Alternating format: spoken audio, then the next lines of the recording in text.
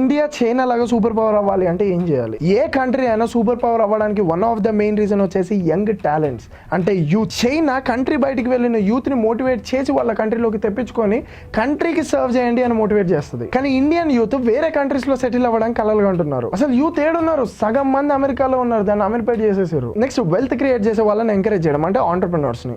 చైనాలో business start చేస్తే incentives ఇస్తుంది. ఇండియాలో లైసెన్స్ పేరుతో ఇన్స్పెక్టర్ వస్తాడు, అన్ని కరెక్ట్ గా ఉంటే ట్యాక్స్ పేరుతో సగం తినేస్తారు. అరే ఇప్పటికీ పొలిటీషియన్స్ తెలంగాణ, ఆంధ్ర, కర్ణాటక ఈ పొలిటీషియన్స్ గెలిచింది 3 సిలిండర్లు ఆర్టీసీ బస్సులు ఫ్రీ ఇస్తా అనే స్కీమ్ తోటి. ఇంకా పొలిటీషియన్స్ ని ఇన్ఫ్రాస్ట్రక్చర్ గురించి, ఎడ్యుకేషన్ గురించి, డెవలప్మెంట్ గురించి ఏం క్వశ్చన్ చేస్తాం? క్వశ్చన్ చేసినా ఎవడు పట్టించుకుంటున్నాడు? పోనీ ఇచ్చిన 3 గ్యాస్ సిలిండర్ ప్రామిస్లు కూడా పొలిటీషియన్స్ అకౌంటబుల్ గా ఉండాలి. నెక్స్ట్ వచ్చేసి మీడియా. చైనీస్ మీడియా మొత్తం వాళ్ళు చేసే ఇన్నోవేషన్స్, వాళ్ళు చేసే అడ్వాన్స్మెంట్ల గురించి ప్రొజెక్ట్ చేస్తుంది. మన మీడియా అలేకియా చిట్టి, లేకపోతే అఘోరి నాగసాధు లేదా సెలబ్రిటీ న్యూస్లతో నిండిపోద్ది. మెయిన్ మన మైండ్ సెట్లు మారాలి. ఇంకా ఇండియాలో ఎవడైనా ఎదుగుతున్నాడు అంటే కిందికి లాగే మైండ్ సెట్లే ఉన్నాయి. ఈ రీల్ కింద కూడా అరే ఇండియాని ఏమంటున్నారా అని చెప్పేసి కిందికి లాగడానికి ప్రయత్నిస్తారు, కానీ ఇదే రియాలిటీ. ఇప్పటి నుంచి మనం ప్రయత్నిస్తే ఇంకో 10 years లో సూపర్ పవర్ అవ్వడానికి ఛాన్స్ ఉంది.